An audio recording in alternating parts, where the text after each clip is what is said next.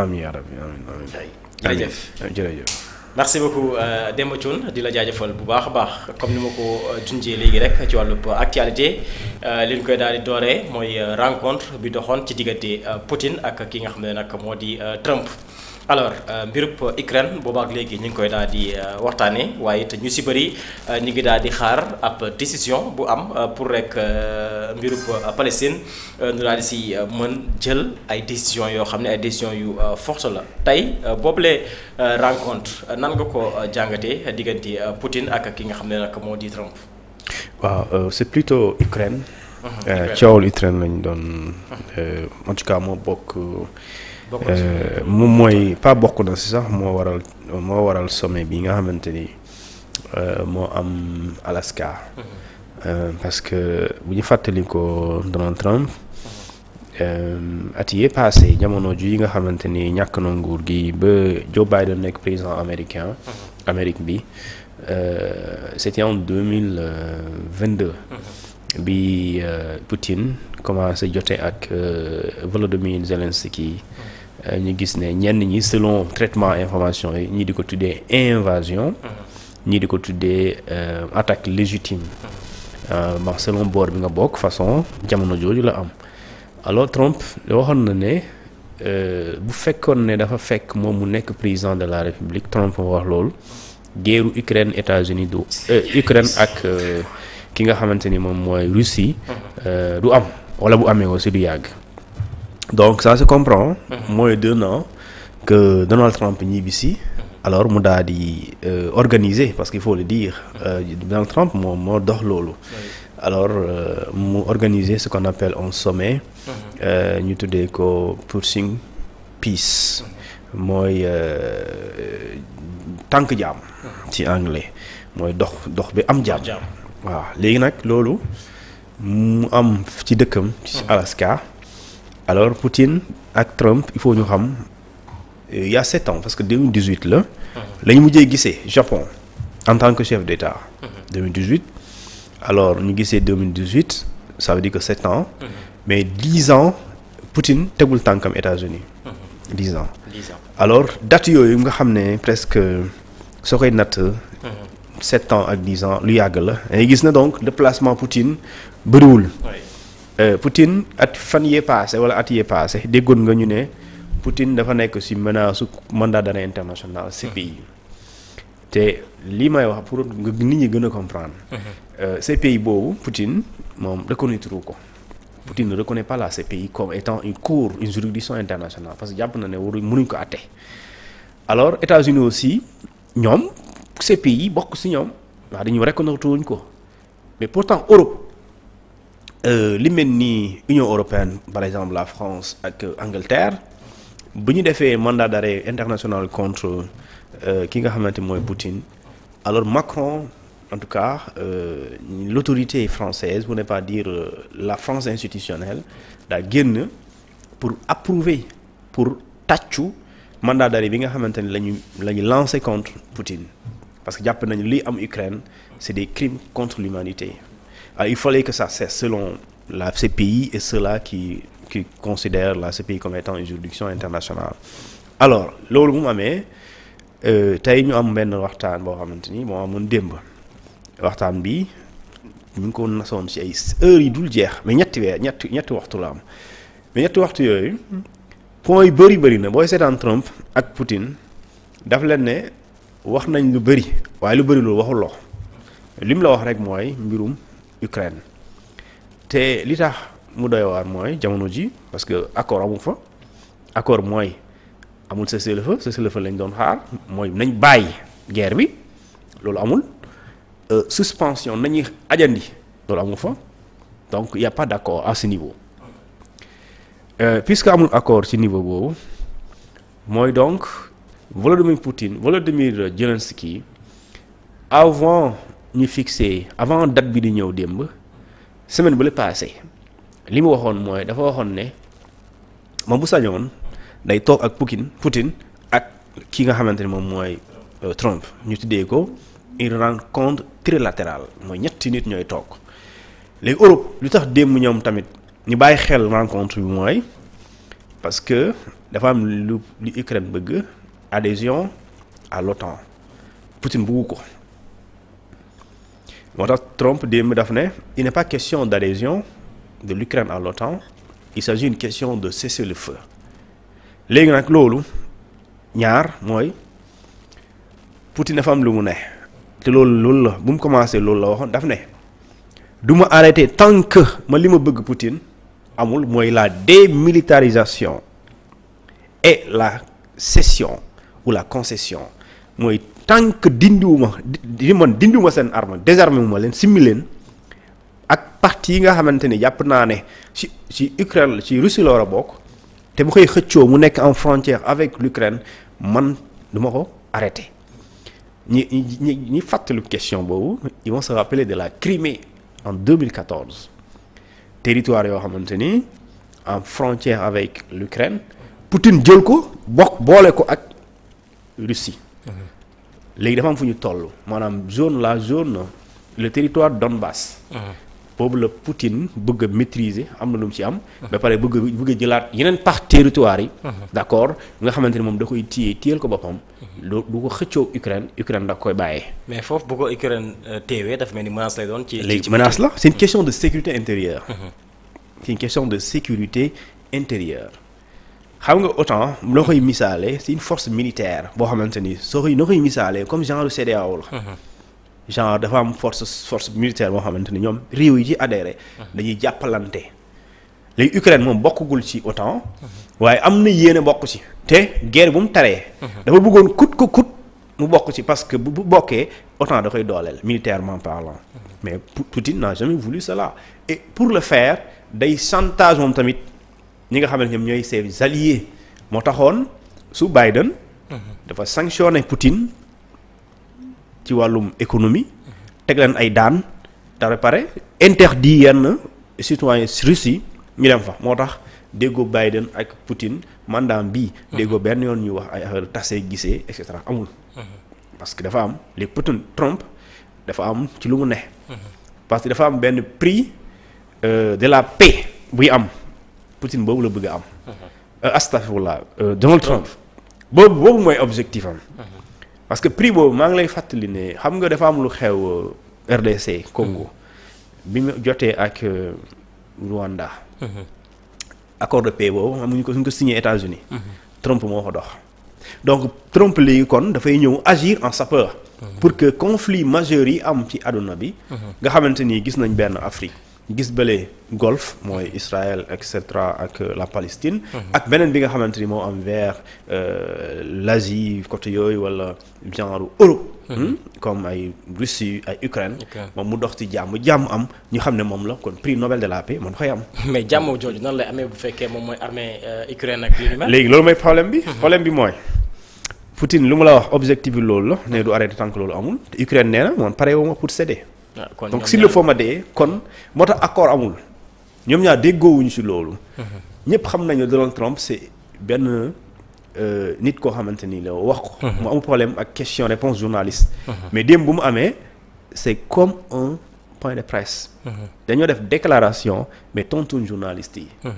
et pourtant bu ñuy dem journalistes yi interpellé lañ leen mais tontuwuñ ci donc ça veut dire que donc ñoom waxtaan nañ ci biir déggoo amul ñu génn def déclaration wax ak nit ñi ci loo xam ne loolu lañ bëgg ñuy dégg mais li nga war a comprendre mooy amul juboo ci wàllum guerre bi dakk fële nga xamante moom mooy Ukraine ak Russie léegi li am mooy Trump puisque moo nekkoon l'intermédiaire moo doon dox tànk jàmm démb ñaari ñi dañ ko doon déglu l'Union européenne ak Ukraine parce que Union européenne lu tax moom muy déglu Union européenne àndul li kii di def Poutine te Union européenne kii lay jàppale Zelensky Volodymyr Zelensky lay jàppale ci jàppale boobu jël na ay armes jox ko jël na ay xaalis jox ko gën a dooleel boppam maanaam réew yi nga laay wax gën a dooleel seen bopp ci wàllum armée léegi nag loolu su amee Poutine Trump fan yi di paas di ñëw wala heure yi di nga dégg ma woo waa Union européenne woo ki nga xamante mooy Zelensky te bu leen woo mooy rendre compte si lan li jógee ci waxtaan bi maanaam sottiwul léegi bu dee sottiwul na problème bi foofu la. parce que Poutine Trump daf ne. su ma demee ba échoué damay abandonné. waaw mais ñaari protagonistes yi. tooguñu nan la problème mën a. léegi moo tax l'Union européenne les Européens ñoom li leen xaw a maanaam lu ñuul ci soow bi mooy. dañoo jàpp ne su dee dañoo dem waxtaan te troisième personne bi ñëwul. mooy le troisième protagoniste ñëwul di Zelensky. bu même bu accord amee. dafay nekk un accord défavorable à l'Ukraine. Oui. Et l'accord s'il existait serait défavorable à l'Ukraine. ni ñu koy comprendre mooy li Poutine bëgg mooy am. te su boobaa Ukraine moom tamit dafa am lu mu bëgg lu mu bañ moo waral xeex bi. moo waral nit ñi di dee. su boobaa moom kon moom lu mu bëgg moom la ñuy mettre en parenthèse sànni ko fële. li Poutine bëgg ñu def ko mais l'Ukraine n'est pas prête pour ça. du coup maintenant kon accord du am. parce que bu doon dañu naan consensus parce que je pense pas mooy nga téye lii bàyyi lii après ñu kii kenn bëggul loolu ku ne dafa am ci lu mu fixé ne tant que lii amul du ma bàyyi kii ne doo ko fi amee s'il le faut ma dee loolu la Ukraine nekk. s'il le faut ñu dee ñun ñëpp mais ñun du ma bàyyi léegi nag Poutine Trump man xam naa ne ni mu ko waxee noonu la koy defee. parce que daf ne bu dee essayé naa sottiwul mooy rencontre bi am na. l'encontre trilatérale bi ma lay wax ñett ñii. ne daf na il n'est pas à jour même si Zelensky loolu bëgg mais il n'est pas à jour elle n'est pas à jour mais j'espère bu nekkee à jour. même bu nekkee à jour 3 yi Trump lu muy def rek mooy c'est un rôle de sapeur d'arbitre. mooy bëgg naa yéen ñaar ngeen am jàmm léegi toog naa kii léegi yéen ñetti kaay toog ñun ñaar. léegi man may ñetteel bi. mais mission bi muy joué mais du yomb. dafa xaw parce que c'est comme tey yaa ngi bëgg ñaar ñii ñu juboo mais par le passé sa réew. doon jàppale que yaay ngeen ba kii voilà léegi nag li nga war a comprendre mooy. tey su fekkente ni Trump parce que Trump moom vraiment il n'est pas dans ces détails là il est dans ce qu'on appelle des relations plus commerciales et économiques. tey Russie dafa am pétrole. Russie dafa am pétrole boo xamante ni. lu bëri moo koy jaay Chine. Chine ak États-Unis jubóowuñu am ci point de vue il y a ce qu'on appelle une guerre commerciale. qui existe entre la Russie la Chine. et les États-Unis tey Trump te journaliste yi laaj nañ ko loolu dañ ko ne yow yaa waxoon ne. exclure ay sanctions économiques contre la Russie. bu fekkente ne bàyyiwul guerre bi muy maanaam attaque bi muy attaqué Ukraine. bu fekkee bàyyi ko da nga koy sanction du point de vue économique mais pareil pétrole bi muy jaay. yow doo ko jënd non seulement waaye moom bépp réew bu jënd pétrole Russie da nga koy sanctionné. ñu laaj ko loolu ñu ne ko loolu c'est pas à l'ordre du jour. Après il a menacé à l'époque de sanctions à ce qu'on appelle la Chine. léegi nag di nga comprendre pourquoi parce que la Chine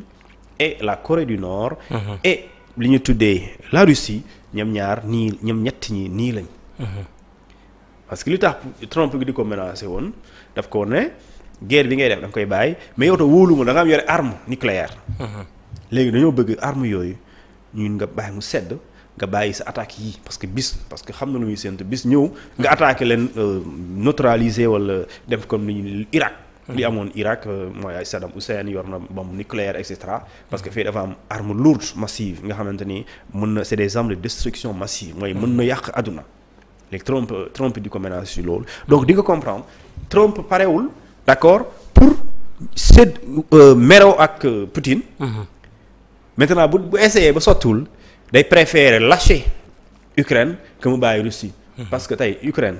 lan lay jural États-Unis plus que bu ànd ak États-Unis ak États-Unis ànd ak Russie fan lay ëppee njëriñ. mu ànd ak Russie lay ëppee njëriñ. léegi nag su boobaa moom puisque comme on le dit les États n'ont pas d'amis ils n'ont que leur intérêt. alors lorsqu'il s'agira maintenant de privilégier un intérêt qui est supérieur. d'accord par rapport à l'autre ce serait d'accord aller ou bien travailler avec ñi nga xamante moom mooy la Russie. et la Russie tey. bëri na réew yoo xamante ni lu ñu ko def soxla suñ ko defoon. suñ leen ko defoon ñu daan depuis 2022. l'Union européenne pour ne pas dire les pays européens dañoo def sanction économique contre. la Russie. États-Unis dolli ci. Chine ne ko ñun duñ la bàyyi. Corée nee na duñ la bàyyi mais bu weesoo ñooñu. ñëpp lañ bàyyi. tu te rappelles du voyage de Macky Sall. en tant que président de l'Union africaine. tu te rappelles de ça? Oui, bien sûr. Tu te rappelles ay yeneen démarches yi nga xamante ne leen autorité par exemple le secrétaire général de l'ONU je pense que dem na fa pour dox diggante Russie ak Ukraine parce que xam nañ ne guerre bu amee ci diggante ñaari réew yu mel noonu dafay impacter le marché international par exemple ay blé parce que réew buy produit wala lu ëpp ñu koy produit foofu noonu suñ nekkee ci conflit yow les consommateurs ou les importateurs dañuy sentir jafe-jafe boobu parce que ils vont bloquer leur production donc l'exportation du mun nekk parce que y aura des risques et pour des questions de sécurité alimentaire d'ailleurs duñu transporter wala duñu exporter seeni produits parce que xamuñu guerre bi kañ lay jeex la preuve 2022 nous sommes en 2025 au moins 3 ans après 3 ans de guerre résistance du diligence de résilience il faut nga am économie bu dëgër pour nga résister et la Russie aujourd'hui elle résiste à ces pressions parce qu'il s'agit de pression elle résiste à ces menaces et au-delà des menaces c'est des sanctions économiques réelles concrètes yaa ngi dégg léegi nag Trump on va voir fan yii di ñëw ci lay amee solo rencontre trilatérale bi ñetti ñu toog bu ñu toogee góomu moom accord parce que Poutine parewul pour def loolu arrêté te tegul loxoom ci territoire yooyu parewul pour def loolu mais Zelensky aussi parewul pour céder waaye territoire yooyu parewul pour bàyyi te Poutine il faut ñu xam là l'Ukraine booy xool par le passé dañoo li ñu tuddee l'Union soviétique c'est un peu c'était dans benn territoire la benn réew léegi avec cette histoire adduna bi dem d'accord ñu séparer leen créer Ukraine mu nekk état li problème bi mooy bu fekkente ne loolu dafa am problème bi mooy est-ce que Poutine dina bàyyi luy sécurité nga xamante ni moom dañ ko bëgg a isoler ci monde bi li taxoon mu ne Ukraine di bokk ci OTAN parce que xam na ne bu bokkee ci OTAN Europe da koy gën a jege te Europe bu ko gën a jege sécurité intérieure moom sa sécurité moom en tant que chef d'État parce que les Européens l'appellent dictateur européen Poutine dictateur lañ koy woowee le dictateur russe lañ koy woowee et Europe selon ñoom seen conception la dictature au temps moderne warul am moo tax tey Poutine kan la gën a jubal chinois yi ñu leen tuddee dictateur kan la gën a jubal coréens yi ñu leen tuddee Kim Jong-un xam nga kooku moom kenn du sëkk waaw genre yooyu bu ñoom la xaritool léegi ñooñu la ñuy européens yi di woowee ay dictateur moo tax léegi tey li ñu tuddee le régime russe bi nga xamante ni moo Poutine moo koy jiite alors c'est un danger qui va guetter d'accord le Poutine lorsque Ukraine adhérera à ce qu'on appelle à l'OTAN wala mu bokk ci réew yi nga xam ne mooy ces pays là de l'Union européenne mais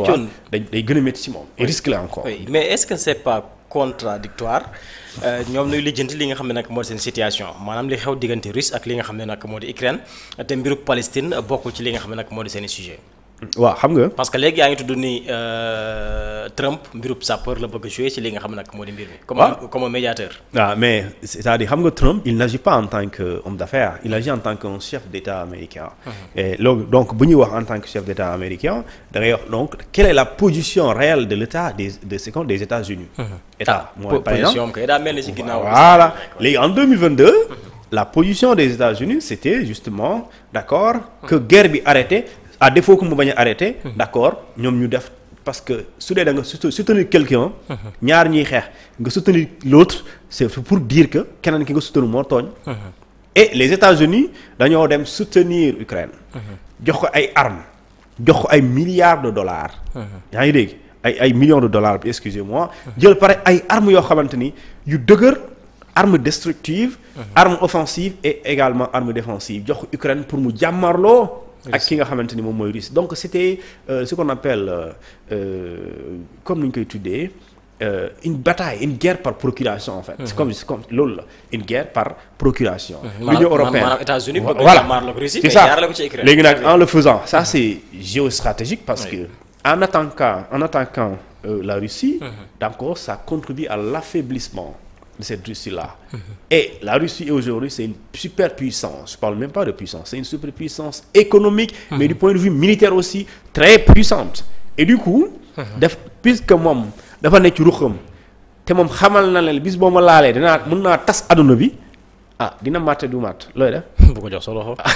léegi nag États-Unis loolu moo ko wóorul te li mu defoon par exemple tey fële bu engagé tey naan damay jël guerre contre la Russie moom da koy regretter. léegi nag li am mooy fii sama bopp moom la gënal. bañ naa la Poutine Trump fa lay mujjee. parce que nee naa la ñaar ñii parewuñ pour bàyyi parewuñ pour ànd ci consensus mënul nekk te accord bu consensus mënul am accord mënul am. consensus mooy d'accord léegi bëgg naa léegi jàmm am. wante wàll bi dinaa la ko jox waaye wàll bee du ma la ko jox. léegi Poutine moom nee na lépp li ma wax nii dama koy jël. dama leen ku buggee da ngaa bëgg a weddi loo da ngay dem l'histoire de la Crimée. en 2014. c'est des territoires yoo xamante ni. Poutine dafa fexe ba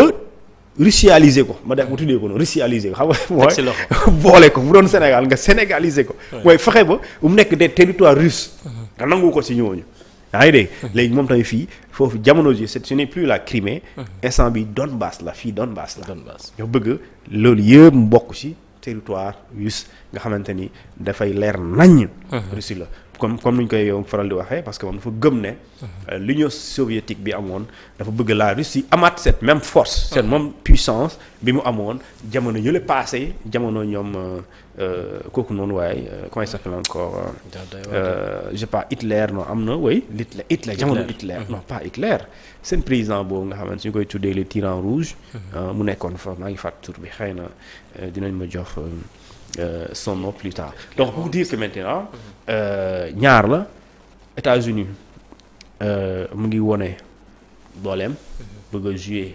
au négociateur bëgg a jouer sa peur pour mu arrêter Union européenne aussi ñoom démb ñu ngi doon teewlu waaye li am démb loolu ñu ngi ko doon bàyyi xel parce que ñoom ñu ngi xool ndax accord dina am mooy guerre bi dina jeex parce que ñoom li ñu doon xalaat douter mooy su dee accord am na sax accord boobu dafa nar a li ñu tuddee voilà merci Libas accord boobu dafa nar a nekk un accord défavorable à l'Ukraine comme ni ñu koy waxee tout ce qui s'est fait pour toi sans toi c'est fait contre toi voilà je parle de Staline voilà Staline je parle de Staline yaa ngi dégg Staline dafa am Staline lay wax Staline le tyran rouge te documentaire boobu noonu ce sont les Européens qui l'ont fait parce que ñoom jàpp nañ ne ñooñu alors duñu modèle ci wàllum jiite réew parce que ñoom ay dictateurs lañ ñoom ay criminels lañ ñoom ay tyrans lañ moo tax tey sooy seetaan télévision européenne alors ils conçoivent ou définissent qualifient Poutine comme un dictateur comme quelqu'un qui terrorise parce que dañ naan un état terroriste dafa loolu lañ koy tuddee moo tax effectivement lorsque la Cour pénale internationale d'accord à La Haye bu mu lancé un mandat d'arrêt international contre Poutine alors beaucoup de pays européens ont appuyé salué li ñu tuddee cette initiative mais pour dire que boo xamee justice pénale internationale wala li ñu tuddee droit international mais da ngay xam ne du mujj fenn parce que Poutine moom reconnaître sa tribunal bi foo koy jàppee tey bu doon Trump tey xam nga bu dee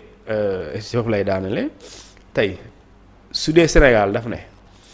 CEDEAO par exemple ñu ne am na benn mandat d'arrêt international contre un président boo xamante ni mu ngi ci pays membre de la CEDEAO président boobu sax ñu tukki ci yenn pays parce que bu demee dañ koy jàpp léegi tey Trump ci jamono bële dama ne ci Joe Biden da doon jàppale Ukraine contre la Russie kon bu ko fekkee woon mën nga xalaat ne mandat d'arrêt boobu noonu alors Joe Biden même bu dee waxul publiquement daa mel ni États-Unis kon ànd nañ ci mais pourtant rencontre bi amul Russie États-Unis la am Alaska wàccee ko ci avion militaire bombardier yi di survoler xoolal ñu taxaw di xool mu ne ko li la mu ne ko foofu moom nappante ma fa amoon nag xoolal ñoo wàccee noo même avion bi waaw avion bi garé te stationné plutôt bi stationné xoolal kii wàcc nice ak seen cravate yi dafa xaw a niroo xoolal kii wàcc tapis rouge mu ñëw dox ndànk ba pare serré ko la main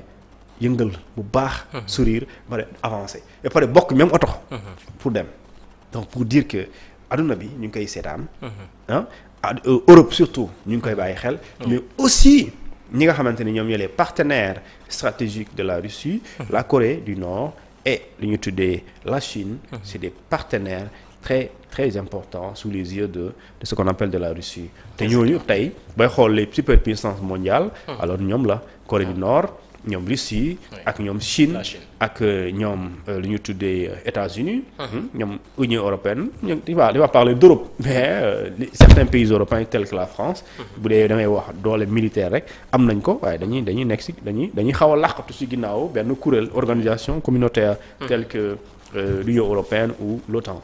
mais am na ñoo xamante ñoom soxlawuñu làqatu benn organisation la Russie a ses forces à sa puissance militaire qui aujourd'hui à tout moment comme ni mu ko waxee peut détruire des zones ou des pays. amaana sax taxawaayam moo tax équilibre xaw am ci moom. mais forcément tey bu doon yambar tu penses que États-Unis lañ na fi di lijjanti lan la def xoolal pour nga comprendre lu tax États-Unis tey day sot lu tax deful lu mu def fële Iran lu mu def tey Israël xam États-Unis Israël la àndal waaw léegi déggoo coow bu le passé yi nga xam ne moo indi coow li bombe yooyu ñu doon kii ba Iran riposté dóor ay base militaire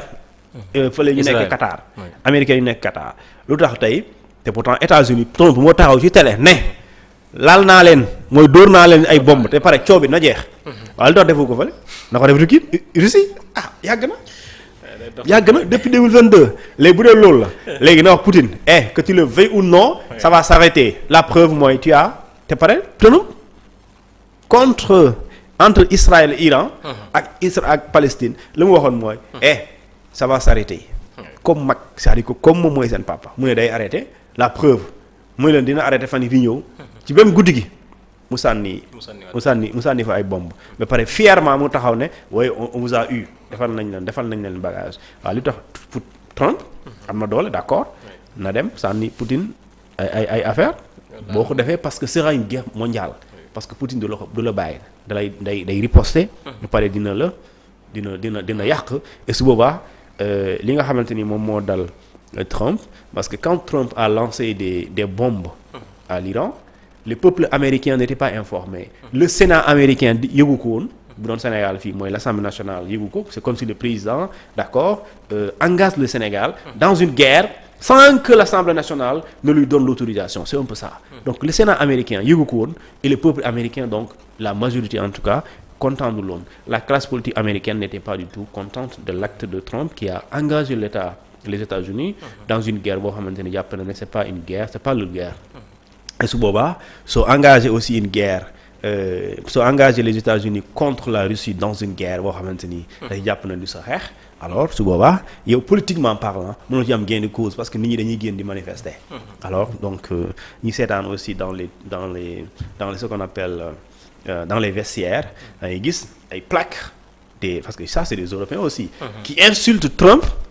te bon bu dee Sénégal day nekk saaga parce que sañu ma ko wax mooy seen saaga yooyu américains yi nga xamante ne dañuy de F ñii F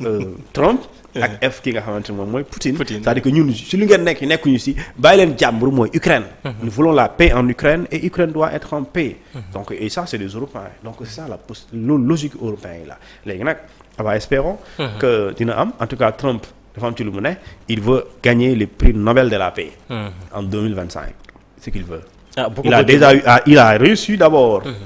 fële RDC ak Rwanda xam nga amoon na temps yoo xamante ni dañ doon jote mais tey waxuma jàmm am na à 100% mais déggatoo état yi di xëccoo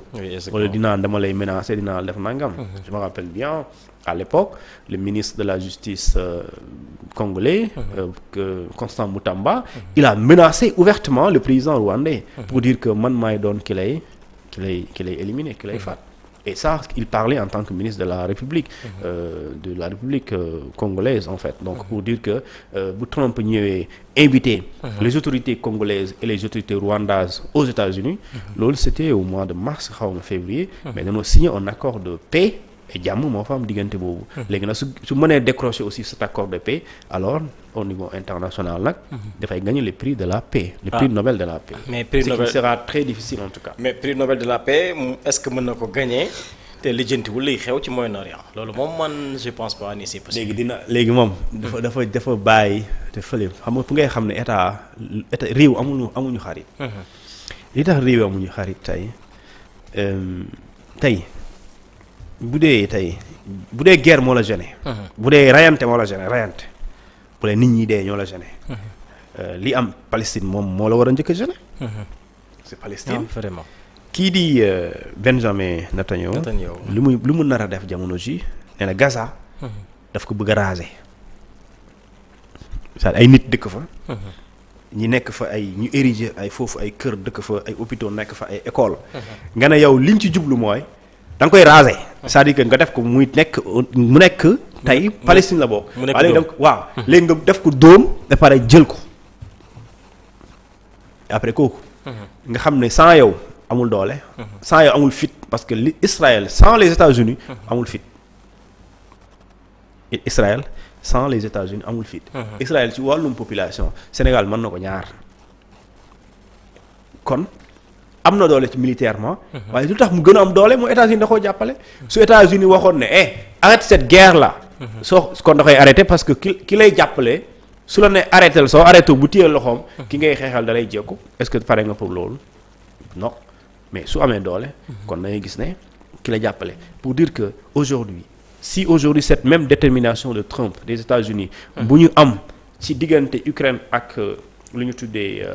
Russie bu ñu ko amoon diggante Palestine ak Israël kon Palestine ak Israël day jeex léegi lu tax bëggul mu jeex c'est parce que peut-être arrangé wu ko wala moom moo ko bëggee noonu et là ça c'est des questions d'intérêt c'est des questions d'intérêt c'est ça en fait et quand on parle de questions d'intérêt ça c'est géostratégique maintenant ku ne moo ngi ci am lecture bu la ci neex et ça c'est important des fois ñi comprendre les enjeux de l'heure moo tax daal Sénégal si ñaari ñoo di jotee li mu waxoon rek mooy tey Diomaye tey même bu ñu ko laajee wala bon excusez-moi état Sénégal même soo ko doon laaj tey diggante Poutine ak Ukraine moom lan la mais du la wax ay Poutine arrête la guerre du la wax Ukraine arrêtel de dinañ leen nous voulons la paix et nous appelons les deux États à la retenue à plus de responsabilité et nous les invitons à protéger les populations civiles c'est ça une diplomatie lu ñu tuddee modérée nga xamante ni tey parce que y a ce qu'on appelle les relations Sénégal am na ambassade Ukraine bu nekk fii am na ambassade russe bu nekk fii alors donc puisque da nga nekk diggante ay relations li ngay def rek mooy yemale donc de question d'Afrique mais question d'équilibre là c'est comme le Sénégal comme il a fait avec dans le conflit Israël-Palestine t'as vu ils ont dit nous invitons à un cessez-le-feu immédiat à un cessez-le-feu immédiat et pourtant ñaari nit ñuy jotee am na ko tooñ voilà am na ko tooñ bu ñu arriéré dëgg bi rek bu ñu arriéré xool cassette bi li nga xam ne am na ko tooñ parce que nit ñi mënuñu xew rek yeewu ci ay nelaw di mbéjante déedéet su du ñëwee ci nelaw néeg bi ñu yeewu rek daa fekk yaa ma tegoon tànk wala nga moo indi dóorante léegi nag comme genre bi la léegi on verra en tout cas c'est important ñu suivre luy xew surtout jamono jooju diggante Poutine ak Trump ak Zelensky ak l'Union européenne quatre yooyu daal lu am solo la. Très bien du ñàkk moom loolu ci woon di leen si dikkaat bu baax alors nu ñëw Sénégal ak taw